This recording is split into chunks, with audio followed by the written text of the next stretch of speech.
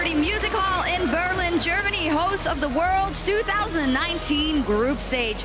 This is the tournament that puts the biggest legends against each other. And today, two of the best players to ever set foot on Summoner's Rift will clash. You're watching SK Telecom T1 and Royal Never Give Up through the lens of the Oppo phone camera, designed to make sure you won't miss a moment of Faker versus Uzi. There they are, the legends that will take to the stage today. SKT versus RNG, an absolute banger. Hello everyone, I'm Shox, joined by Raz and by Frosk for day 2 already of the group stage. You know, it's a long group stage, but somehow it always goes by very fast. Yeah, I mean, look, I haven't even processed day 1 just yet, so it's going to take a while for me. I had to go back last night, was watching the VODS, was like, oh, this was an absolute banger. I wish I got to cast it again. And today we get to see SKT versus RNG. Yesterday we got SKT versus Fnatic. I am so on board for one of the biggest international rivalries that we have at the World Championship. Absolutely ready. And day 1 that had the likes of RNG, SKT, Team Liquid, and J-Team picking up wins, while Fnatic, Fun Plus Phoenix, and Dom1 Gaming aim rather to bounce back today. Can you say that? Can you say that again? I think I must have misheard you. Yeah, J-Team. No. And TL? Yeah, and TL. That one I can approve. What's going on with your LPL champion then, Fun Plus Phoenix? Woo! Okay, I expected wild games. I didn't expect... Did you expect Sion mid? I didn't expect Kaisa ulting at every opportunity. We call that the end. That was the LWX Express there, Uber Eats for free. I love how Raz has immediately become quiet because he's like, there's not much you can say when they're like disregarding your region. But hey, still a lot of games to play with FVX. I feel that you haven't lost your faith in the team just yet. Oh, of course. I think that, you know, the ability to bounce back, we've seen it multiple times at this event. It's, you know, best of one. You always have to treat it as such, and that just a learning experience going forward. Absolutely. If you look at all the results, it's, you know, no definitive lines yet. You got a 1-1 for LCS, 1-1 for EU, 1-1 for LPL in Korea. So, you know, everything's still left to be decided. Yeah, and it's actually just incredible for, you know, the LMS coming into this event. Remember, 0-11 was the major stat point coming in from Rift Rivals, and what we saw was J-Team, a team that came into the tournament incredibly underhyped, while they were just basically impossible to defeat within the LMS. Come into the tournament and make an impact. It was great to see. It kind of feels like the first taste that we got of the World Championship is indicative of what we expected, which is everyone is strong. Everyone has a shot at this title right now. There aren't just these heavy contenders and these heavy hitters. You have your SKTs, your G2s, as well as your Team Liquids. It's very open, and the meta is also quite open. We're still waiting to see how the meta at this tournament is going to develop, but we did get our first look at how the group stage teams want to play. So meta-wise, what would be your main takeaways from day 1, Frosk? My first jumping off point is looking at the bot lane, because we're not seeing traditional bot lanes. And I think who this impacts the most is actually the LPL teams. LPL, if you didn't watch them during the domestic split, were insta-locking Xayah and Kaisa. When I talk to LEC coaches, like, well, we see it's happening over the LPL, so we just think it's good. They also start insta-locking Kaisa and Xayah basically first rotation every single time. But now it's the Syndras, the Vigars. Now you even see a Kale down there. So I'm curious where we're really going to land. Yeah, counter-pick in the bot lane has been the real story. Because we did talk about how the mages in the bottom lane really impact. Like Vigar was the major point of interest for me. And then Kale became the biggest point of interest after yesterday. And so the fact that I'll make an example of Fnatic coming into day 1 with the Garen and Yuumi that was uncontested coming throughout the entire year, that a lot of teams found difficulty in being able to deal with that. But then it was the idea of scaling over it with the Kale that really did well in time. Yeah, I feel like Kale, it's low risk, high reward. It kind of has the Corki syndrome of it. Due to her changes, I was talking to Azale last night. He feels like she has a lot of really good matchups that she can't just get blown out in lane phase. And so she's guaranteed to kind of get to these big breakpoints in terms of 2-item power spikes and then level 16 late game insurance. So it feels like Kale just covers so many bases. And I love that immediately in that day 1, we already saw teams coming up with plans for where we thought maybe SKT would come in and take things the normal route or quite basic for that first game. No, they immediately pull out that counter pick and immediately beat Fnatic with it. Furthermore, Raz, you also wanted to bring up Galio. Yeah, I thought that Galio was a big surprise for a lot of people, because, you know, we saw a lot of players, both support and mid lane, kind of pulling it out in solo queue.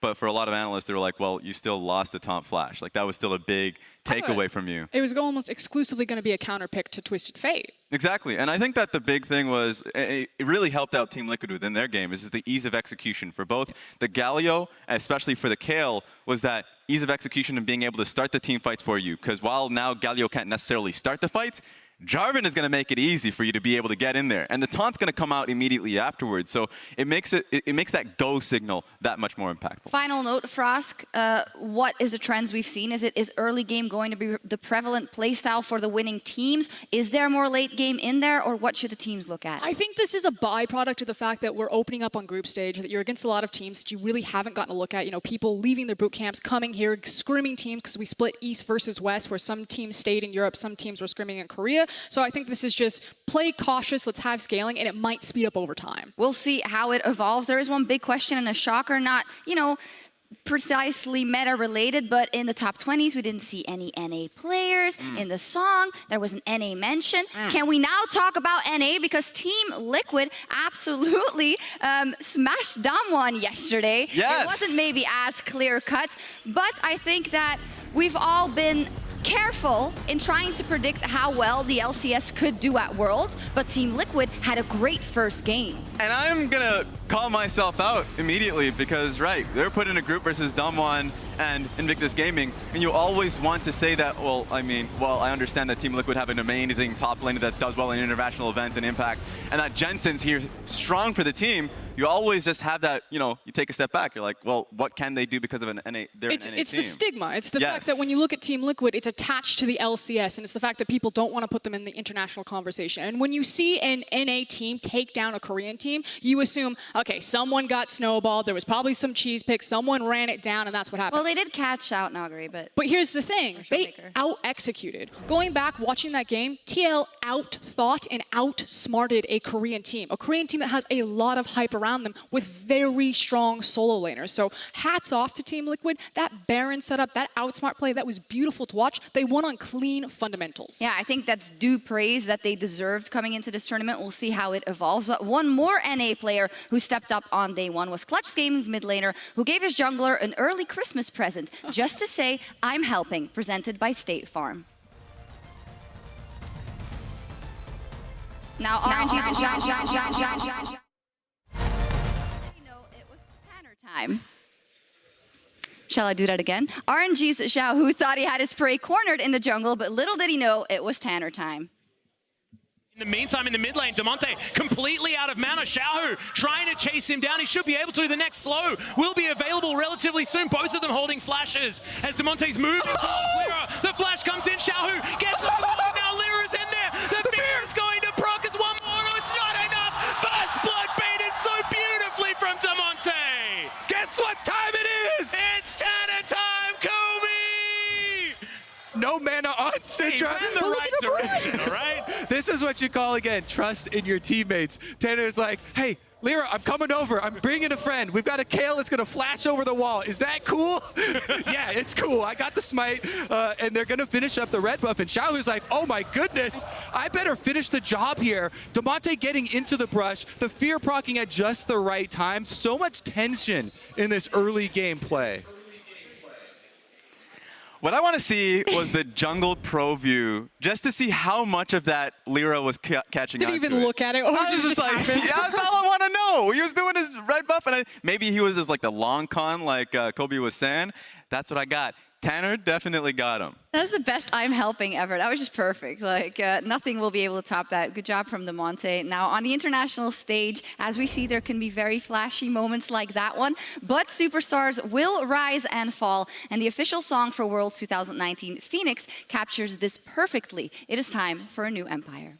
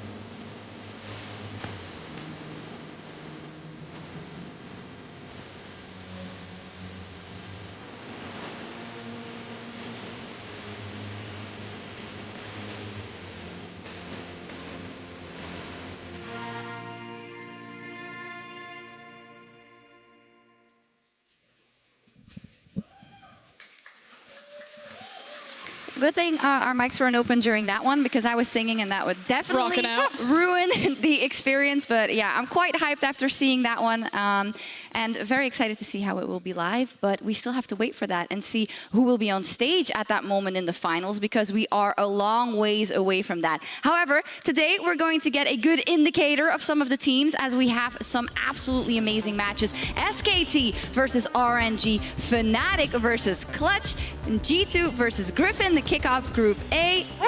Yeah, no way you cut this one. There is a game for everyone. Again, Yes. the biggest international rivalry, SKT versus RNG. You got some NA and EU there with the Fnatic versus Clutch. And then you now have G2 making their debut alongside Group A with G2 versus Are Griffin. you nervous for G2? Am I nervous? No, I'm not a coward like Betty.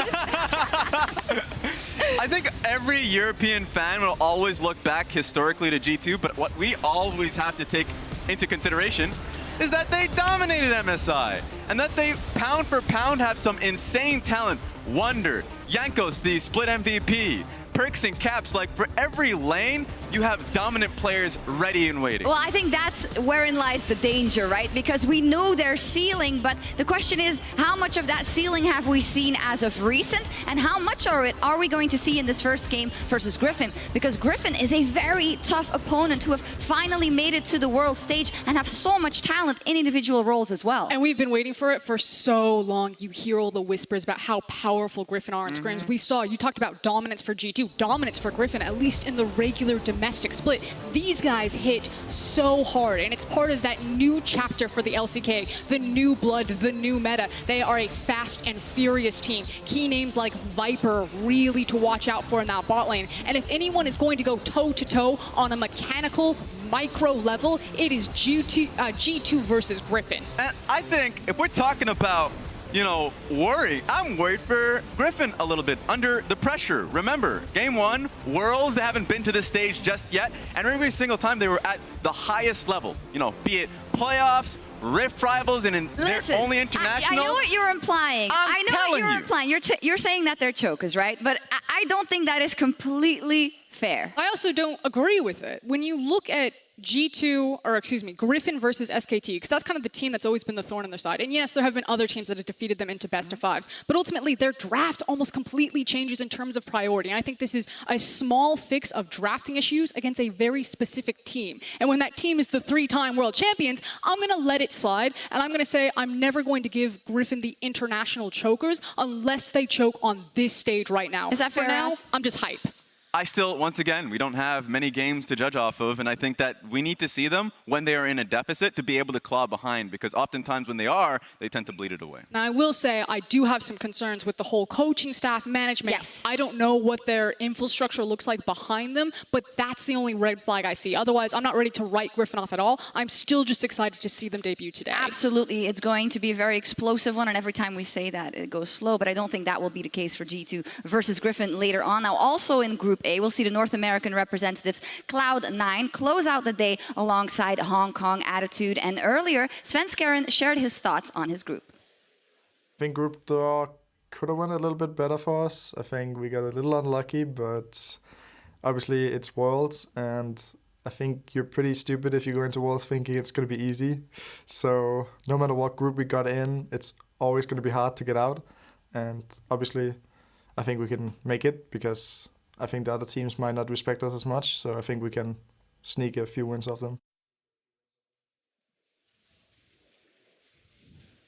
Yeah, and I love that opinion because we already saw how, FPX, losing that first set. And if I look at this group, I'll even say, looking at Hong Kong Attitude a little bit, that Crash and 3Z, they have some great players in that roster that can really come up clutch in those moments. So I want to see what they can do today. Yeah, it might be closer than most people think. Of course, Hong Kong Attitude coming out of those play-ins and have a couple of games under their belt. Yes. The position that C9 has been in previously. We'll have to wait and see. For now, though, we will hone in on a big clash and our first game of the day, because since the early days of League of Legends, two teams have always been at the top, fighting for the biggest titles, SKT and RNG. Now, throughout everything, two players have been the biggest stars of these teams, Faker and Uzi, and today in game one they are going to clash. Now we saw a first glimpse at the teams yesterday, but first I want to look into kind of how important this is from a historic perspective that these two teams clash on day 2. Well, on one side, you have a team that needs no introduction. SKT, the winningest team in League of Legends history. They are the gods of League of Legends. And the thing is it's not just an organization that continuously lifts the trophy. It's the fact that it's built and cemented around the player that has been there through it all. The Michael Jordan of esports in Faker. And that's what makes their reign so impressive. The fact that we had an actual dynasty in our esport for so long, and they're here again to try to lift the cup for the 4th time. And I mean, they're going to be going up against RNG, Royal, a team that at all times domestically in their early years, there was always doubters domestically, but then they come into international events and then they just shock and awe. Like back-to-back, second place finishes, always being in the finals for 2013, 2014. And in the last 8 Lift Worlds, and then bam, stopped in his tracks by G2, which now means that RNG right now are kind of sitting as this underdog, this under-the-radar team where no one's really looking at them. Yeah, we don't want to say that anyone is not valuing their worth. It's just that you have the likes of a world champion, IG, needing to prove their worth. FPX, who is tipped as being a top 3 or even world's winner by a lot of people. So it seems they have a bit more time to show what they've got. But when we look at that historical record between the two, it doesn't look too good for RNG, we can put it that. But that could change today. Yeah, because that was when SKT could make it to international. So finally we get that retribution. And when I came into this tournament and I looked at RNG and SKT, I had SKT as like the second best team. Like I would expect them to be the second best performers next to G2. I had RNG as third. I think it is actually incredibly close. That's why we value this group so much. So it really depends. There's a lot of eyes right now on RNG and how much they can grow throughout the tournament. Yeah, and it's also just the fact that these teams have clashed so many times, again, with these core players. Faker and Uzi have faced so many times. You talk about international rivalries, I don't think two teams have faced more on an international stage than these two organizations. Absolutely, and when we look at the players and histories, there aren't many players who can be at the top for so long and not drop in performance. And I'm not saying there haven't been drops in performance or ups and downs in these careers, but these are two of the players that have been able to put up the numbers and put on the performances when it matters most for their teams year after year after year. It's chances are that when it's Worlds times, when it's MSI time, the names that you're saying are Faker and Uzi. Those are the words that are coming out of your mouth. Yeah, I mean, even for SKT's current position, even though for SKT you would maybe look towards the bottom side of the map, but when it comes to big moments like MSI for SKT, it was Faker's incredible Gnar ultimate that you remember. Like his great moments post 20 minutes are incredible. Let's hear from someone from SKT himself. SKT's head coach Koma is looking for his 4th Worlds title, this time in a new role. Thank you very much, guys. Laure here, and joining me right now is SK Telecom T1's head coach, Koma. Thank you very much for joining me and for giving this interview ahead of your game. You had to rebuild a team in 2018 after missing Worlds. You chose to keep Faker as the pillar of the team, surrounding him with rookie players, but also gifted players who didn't have the chance to shine yet, such as Teddy. You also have Kian, who's known to be a coin flip player in a way. So tell me the reasoning about this lineup. 이제 작년 SKT가 안타깝게도 롤드컵에 진출을 실패하고 올해 새로운 로스터를 만드셨어요. 이제 이상혁 선수를 중점으로 두고 이제 뭐 신인 선수나 아니면은 원래 기존에 잘했던 선수들을 이렇게 섞어서 뽑았는데 로스터를 어떻게 만들었는지 좀 설명해 주세요. 일단 각 포지션별로 그냥 고점을 높은 선수들로 영입을 하게 됐습니다. So we decided to hire players who were already like well known and good at each position, who are on a high point. Did you know from the beginning that this would work, or what did you hope for? 처음부터 이 로스터가 잘 운영될 거라고 아셨나요? 네, 일단 선수들이 굉장히 잘한다고 생각하고 있어서 이제 호흡만 잘 맞추면은 굉장히 잘할 거라고 생각하고 있었습니다. So I knew each of the player was one of the best in their position. So if we were able to make it work, like as a team, I knew it would work. Oh, you made the right choice in the end. Now, I also know that your role changed within the team. You used to be on stage drafting with them. You took a step backstage, and now you're the head coach of the team. So how did this change your implications with them? 그리고 올해 코마 코치는 역할이 약간 바뀌셨어요. 네. 이제 감독님이 되셨는데 네. 어떻게 바꿨는지 구체적으로 좀 설명해 주세요. 일단 지금 뱀픽을 이제 제파 코치가 맡고 있고요. 이제 그 외의 것들은 이제 하는 일이나 이런 부분은 다 비슷한 것 같아요. 그래서 애들 다 같이 어떻게 하면 좀 더 잘할 수 있을까 이런 부분을 좀 다 게임 끝나거나 연습 중에 좀 얘기해 주는 것 같아요. So actually, it didn't change much. It's just Zepa does the draft now on the stage, but otherwise behind the stage, I take care of everybody, like to make sure that they work together as a team. All right, now maybe you can tell me a bit more about the schedule, because we know that Korean and LCK team have an intense training schedule. Did you change anything with this lineup so players don't burn out and they stay on top? 이제 외국에서는 LCK가 연습을 되게 빡세게 시킨다고 알고 있어요. 이렇게 올해 약간 연습 방법이나 선수들이 번아웃이 오지 않게 좀 뭔가 바꾸셨나요? 이제 오히려 일을 하다 보면은 무조건 연습만 많이 하는 게 정답은 아닌 것 같아요. 저희 승부의 세계에서 정답은 이제 승리밖에 없다고 생각해서 연습량이 그냥 무조건 많다고는 많은 게 좋다고 생각은 하지 않고요. 그냥 개개인 선수들이 굉장히 이제 롤드컵 우승하고 싶은 열정이랑 이런 간절함이 되게 커서 개개인 스스로가 굉장히 열심히 다 준비했습니다. 코치들도 포함해서 선수들도 개개인이 굉장히 그냥 연습량이 많습니다. 강제로 시키는 게 아니고. So with the experience, I've learned that it's not the amount of practice that counts, but really counts in this world of competition is actually the victory. Only victory counts. And each player, they are really eager to win. They want this victory. So even if we don't make them practice, they will practice on their own. It's the same for us, our coach. We do our best and we always practice the best we can to win. That's great to hear. Now, tell me more about the players. You have interesting personalities. So who is hard to work with and who is the easiest one to work with? 이제 SKT 로스터로 보면 되게 각각의 성격이 다를 것 같은데 누가 좀 같이 일하기 어려운 선수 그리고 제일 쉬운 선수 이렇게 말해주세요. 개개인 개성이 다 뛰어나서 다 쉬우면 쉽다고 생각할 수 있고 어려우면 어렵다고 생각할 수 있을 것 같아요. Yeah, so it's true that they all have their own personality. So we might say that they are all easy to work with, or on the opposite, they are all hard to work with. Right, well, I guess they have their good and bad moments too. 감사합니다, Koma. Thank you very much, Hajin, for the translation. Now back to you guys. Thank you very much. Informative interview. I love that you asked the question, but Koma was never going to give you a name because then you would be really in trouble. Almost got him. Almost got him. We were almost there. But lovely, of course, Koma, one of the only two remaining members on SKT with Faker coming into this year. A lot on his shoulders, even though in a slightly different role in this tournament.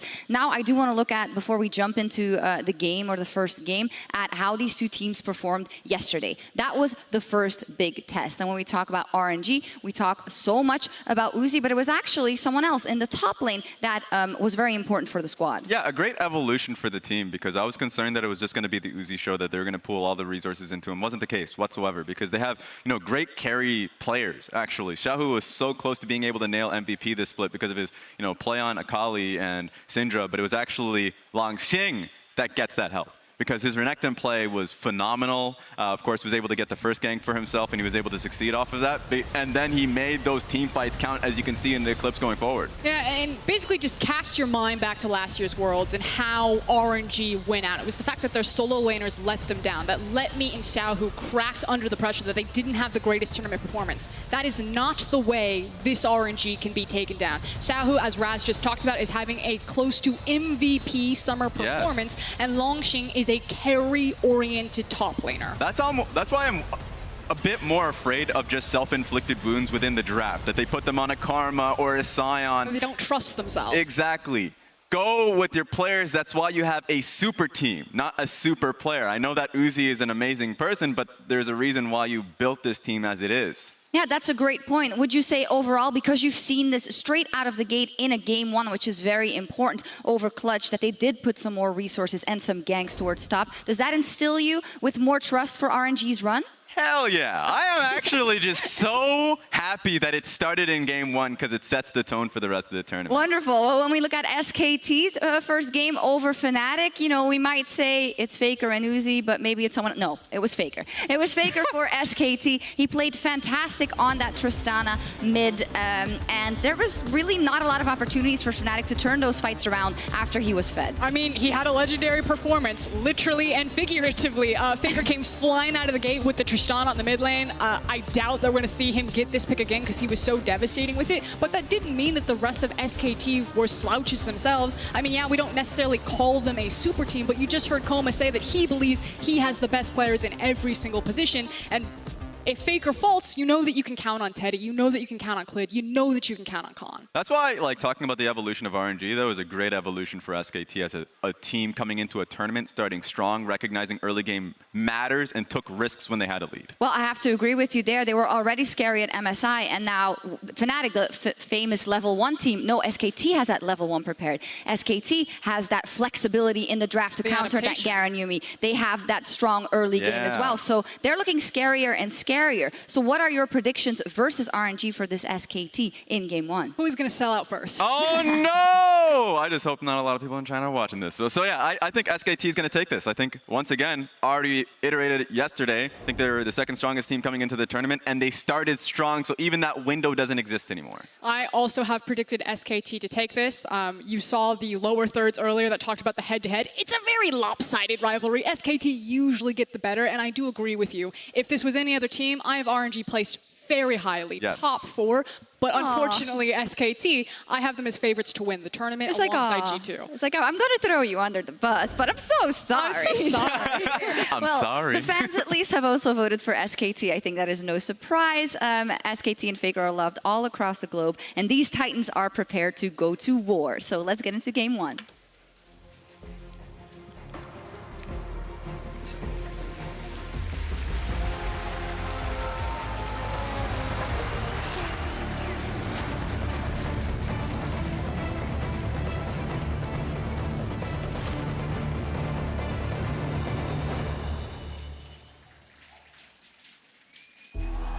Faker has been killing it since he first stepped onto the scene. This guy has done it all. I think it's safe to say Uzi and Faker are the 2 most famous players to ever play League of Legends. 我觉得算是一种缘分吧，因为每一次世界赛，不管是什么样的情况下，我们好像都会和 SKT 遇到，但是结果上都不是特别好。在 S3 的时候，就是知道他们特别的强，然后没有想到中单是更强的一个选手。And Baker just played once. There it is again. Oh, this could be a 20-minute game for SK Telecom. SK Telecom advance to the semi-final at Worlds. It's the Gallios trying to get the damage across. Shields coming in. It's Uzi to get his second. The legend of SK Telecom will not die today. Legends never die. Plus one goes to Faker. Legendary. God is back. 感觉就是他一上这种世界总决赛的舞台，总是就是打得非常的亮眼。提到 Faker 的时候，我总觉得他能够带领队伍走到最后，而且很有可能会获得最后那个冠军。 우지 선수가 대단한 좀 지금까지 오랫동안 좋은 기량을 유지했다는 게 대단한 것 같아요. Oh, the rocket band's gonna land this time, and Uzi picks up the kill. 算是比较幸运的，因为每次能够跟 Faker 对局，肯定会有更多人能够记住我们。我觉得我和 Faker 就是想让更多人知道，就是每一个职业选手不只是只能打那么短短的几年时间，我觉得就是可以坚持更久，然后也可以打得非常的好，就是可以保持更高的竞技水平。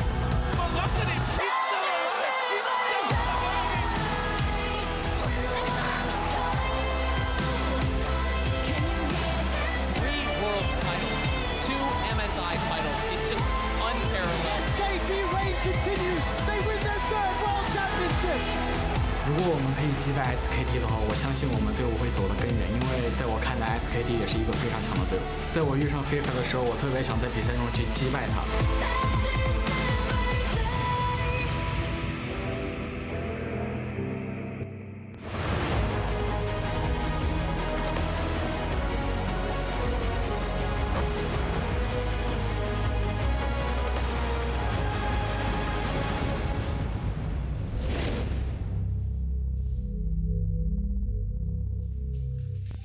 All Thank you and welcome back to Worlds 2019. I'm Clayton Captain Flowers Reigns, and I am excited to keep the groups rolling here alongside Mr. Andrew Vedius Day and Joshua Jat Leesman. Gentlemen, it is SKT and RNG first up on the menu. You couldn't ask for a better game to start the day. The hype video, the history between Uzi and Faker, the fact that they are both back and both looking poised to this Worlds. And both teams currently sitting at 1-0 in the group. The winner will claim first spot so far, and it's only setting up for a very exciting game. We saw some great stuff from both teams yesterday. Especially when you consider the nature of this group. Many fans, when they saw the group draw, seeing SKT, RNG, and Fnatic in the same group, meaning one of those three does not get to advance, that means every single one of these wins you pull out means so much more, and this should be an absolutely epic game. Yeah, and let's think about what these guys did yesterday, because we saw SKT actually lead off the World Championship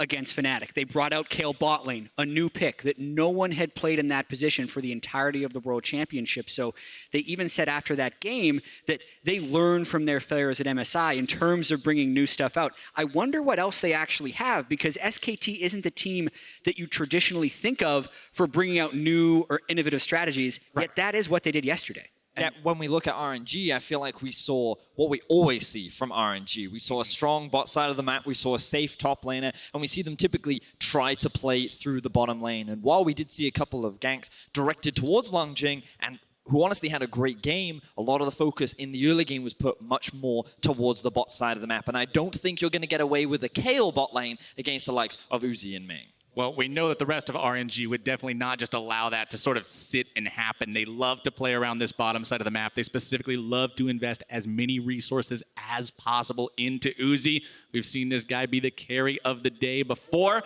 and whether or not that happens here today, well, that's up to the guys on stage. And what I'm really interested in is how these two teams clash with regards to their styles, because both are very controlled. A lot of team fighting happens domestically